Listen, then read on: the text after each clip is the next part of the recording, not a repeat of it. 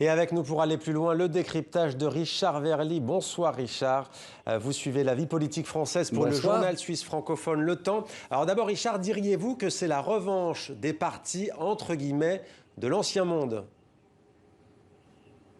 Je ne le crois pas. Je crois que c'est incontestablement la preuve que les Français, lorsqu'il s'agit de voter pour des collectivités locales, en plus des collectivités dont ils ne comprennent pas toujours le rôle, eh bien, ils préfèrent reconduire les sortants.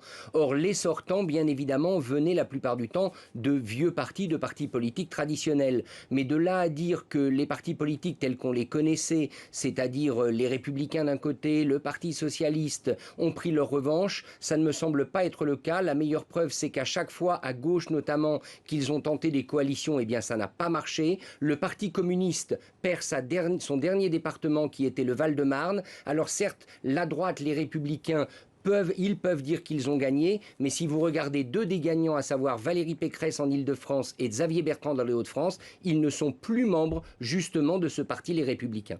Et justement, vous parlez de Xavier Bertrand, l'homme qui est au cœur de toutes les attentions des médias français en tout cas.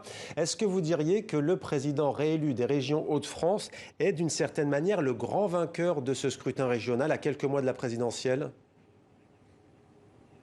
Alors il y a deux vainqueurs, incontestablement. Xavier Bertrand est l'un d'entre eux parce que d'abord il avait fait preuve de courage, il avait lié son sort politique aux résultats de la région, il avait dit que s'il n'était pas réélu, il abandonnerait la carrière politique et qu'au contraire, s'il était réélu, il s'engagerait résolument dans la course présidentielle, ce qu'il a d'ailleurs dit hier tout de suite dans sa première déclaration. Donc oui, Xavier Bertrand a marqué des points parce qu'il a pris de l'avance sur tous ses rivaux potentiels au sein du camp conservateur et il montre au parti Les Républicains qu'il va falloir compter avec lui, sachant qu'il a déjà refusé l'idée d'une primaire. Mais il y a un deuxième vainqueur qu'il ne faut pas oublier, c'est Renaud Muselier en Provence-Alpes-Côte d'Azur. Rappelez-vous, il y a quelques semaines, tout le monde prédisait sa défaite face à Thierry Mariani, un ancien transfuge de la droite passé au Rassemblement national. Eh bien, Muselier l'a emporté grâce au fameux front républicain, c'est-à-dire l'union de tous les partis contre le RN. Ça prouve que l'extrême droite n'arrive toujours pas à décrocher une région, n'arrive toujours pas à peser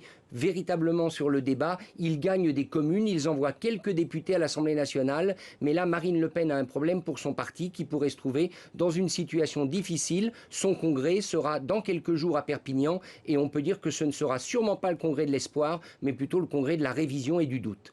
Merci beaucoup Richard Verly de nous avoir éclairé donc au lendemain de ce scrutin régional. On y revient.